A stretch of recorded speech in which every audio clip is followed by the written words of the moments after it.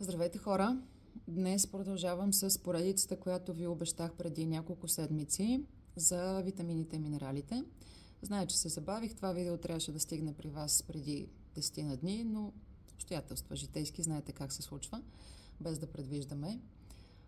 Се наложи да пропусна.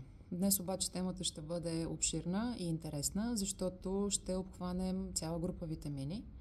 Това са витамините от група Б. Какво трябва да знаете на първо място за тях? Това, че те са водноразтворими. Какво означава това? Означава, че трябва да се суплементират на ежедневна база и когато тялото, тъканите и органите приемат необходимото количество, останалото се изхвърля с течностите, т.е. с пот и урина. Защо витамините от група Б са толкова важни за нас? Защото те са от изключително значение за производството на енергия, за регулацията на нервната система и за образуването на червени кръвни клетки. Кои са витамините от група Б? Това са витамини В1, В2, В3, В5, 6 и 7 и витамини В9 и В12. Няма да се правя на по-умна, отколкото съм и няма да ви натоварвам излишно с имената на всички тях. Ако имате желание, бихте могли да го проверите навсякъде. Какви сигнали ще ви даде тялото, ако страдате от недостиг или дефицит на витамини В? Обърнете специално внимание на кожата, нервната система и храносмилателната система.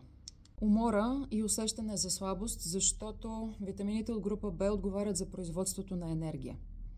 Раздразнителност, тревожност, дори депресия, защото са свързани с функционирането на нервната система. Загуба на апетит и тегло, защото тези витамини регулират и храносмилателната система и тук говорим конкретно за дефицити на витамин В1, В9 и В12. Продължаваме с кожните проблеми, които включват дерматит, суха и люспеща се кожа, напукани устни и ъгълчета на устата. Неврологичните проблеми засягат изтръпване на ръце и крака, нарушени координация и равновесие, проблеми с паметта и концентрацията, както и често главоболие. Проблемите на храносмилателната система обикновено са гадене, повръщане, диария или хроничен запек. Други симптоми са анемия, фоточувствителност, както и замъглено зрение.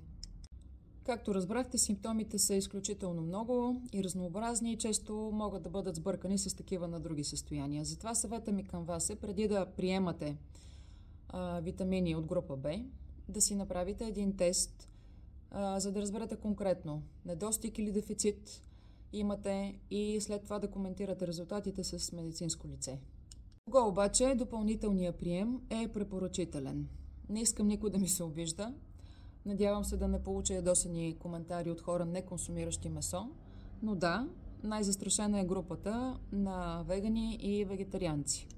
Рискова група също така са възрастните хора, като при тях конкретно прием на B12 се препоръчва.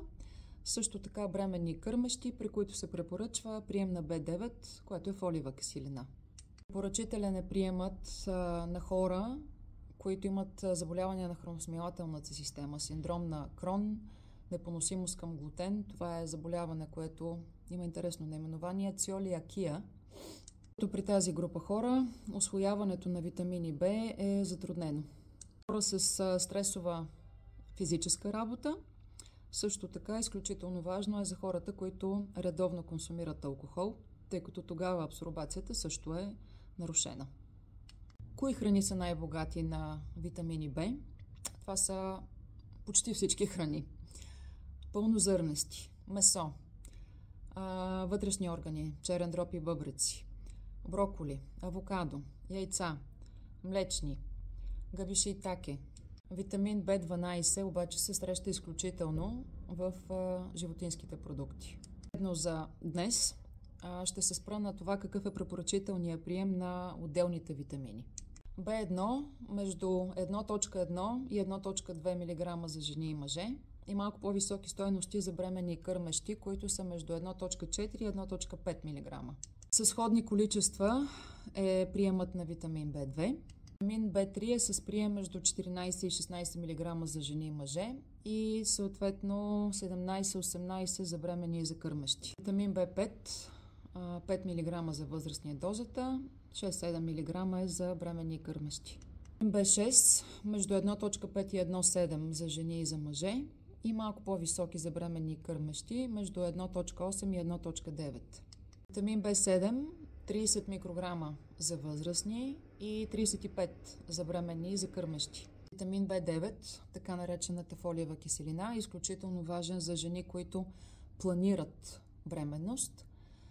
Там дозата е 400 микрограма за възрастни, между 400 и 800 за жени, планиращи бременност, до 600 за бременни и до 400 за кърмещи. Последния изключително важен витамин B12. Там дозата е между 2,2 и 2,4 за възрастни и между 2,6 и 2,8 за бременни и кърмещи. Искам да уточня тези числа, които цитирах преди малко. Това е доза за хора, които нямат установени недостиг и дефицит на витамини от групата Б. Това са дози за хора, които си набавят витамините ежедневно с разнообразна храна.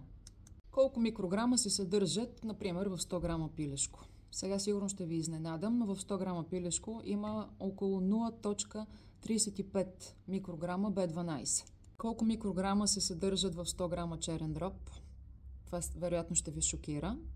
90 микрограма се съдържат в едно варено яйце. 0.6. Стойностите на витамин B9, например, в 100 грама пълнозърнести, отговорът е около 85 микрограма. 100 грама черен дроб има приблизително 600 микрограма. 100 грама зеленолистни има приблизително 200 микрограма. 100 грама авокадо има около 80 микрограма. Ще завърша с малко лична информация. Всяка година по едно и също време, което обикновено е края на август, началото на септември, си правя кръвни изследвания. Последните са от миналата година, сега предстоят новите да си направя след седмица-две. Знаете как се храня аз. Разнообразно, цветно. Миналата година, когато си направих изследване на D3 след лятото, бях малко над долната граница. B9 беше оптимално. B12 обаче при все час консумирам месо почти всеки ден, с почти всяко хранене.